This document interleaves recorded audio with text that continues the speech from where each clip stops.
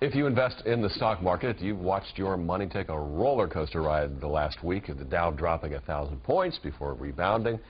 So how can we stop the wild swings on Wall Street? Well, some people say with a little less testosterone. Here's James Ford.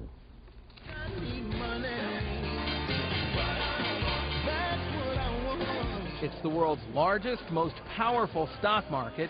Here at the New York Stock Exchange, you can feel the money being made, moved, and yes, lost, especially in the meltdown of 2008 and early last year. But even last week, this market lost nearly 1,000 points in one afternoon. Could part of the reason that you see so many wild swings in this market be due to something else you see at the stock exchange? There are a lot of people here who look like me. We're men. I rather like being a man and rather like being here on the exchange floor. But not everyone feels this many of us should be here. And I'm going in saying, you guys are missing the boat here. You should be hiring women. Doug Hirshorn trains traders to be more effective at some of Wall Street's biggest firms. Many of his client companies regularly hire male former college athletes, with financial skills, of course, as their model traders. Hirshorn has written books that say, in part, that model is wrong. Making money is not the hard part. Keeping it is.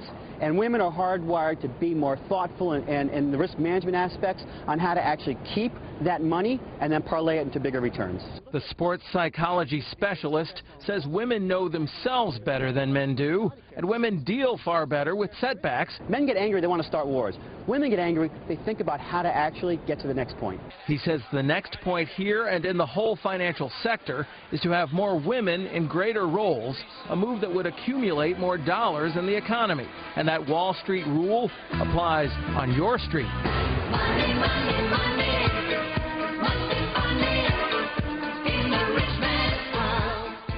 I always say women think, then act, and guys act, and then think later. Bernadette Swetsky is a Staten Island stay-at-home mom married to a police officer. But even before their kids were born, she managed her husband's salary, just like 77% of all U.S. households. I tend to be a little more disciplined with this type of things than my husband. She keeps and analyzes every bill over many years' time so that she can see trends and can strategize.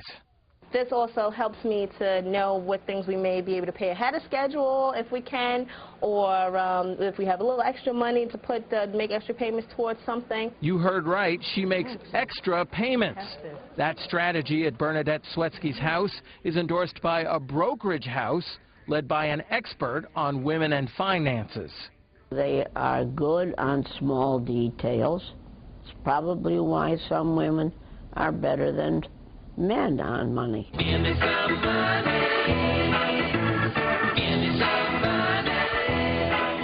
Muriel Siebert was the first woman member of the New York Stock Exchange 43 years ago, and the company that bears her name is still the only woman-owned stock exchange firm with a national presence, although she admits it's by no means a giant like Morgan Stanley Smith Barney or Goldman Sachs.